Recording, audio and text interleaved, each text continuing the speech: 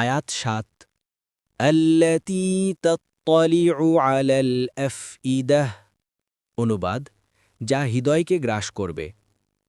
তাফসীর তাত্তালিউ শব্দটির মূলে হচ্ছে ইত্তিলা, আর ইত্তিলাউ শব্দটির অর্থ হচ্ছে চড়া, আরোহণ করা ও উপরে পৌঁছে যাওয়া।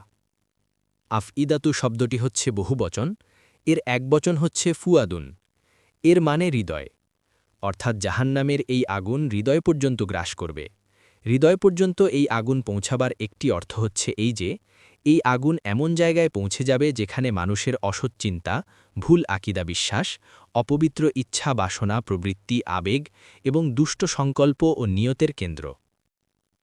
এর দ্বিতীয় অর্থ হচ্ছে, আল্লাহ এই আগুন দুনিয়ার আগুনের মতো অন্ধ হবে না, সে দোষী ও নির্দোষ সবাইকে জ্বলিয়ে দেবে না, বরং প্রত্যেক অপরাধীর হৃদয় অভ্যন্তরে পৌঁছে সে তার অপরাধের প্রকৃতি নির্ধারণ করবে এবং প্রত্যেককে তার দোষ ও অপরাধ অনুযায়ী আযাব দেবে।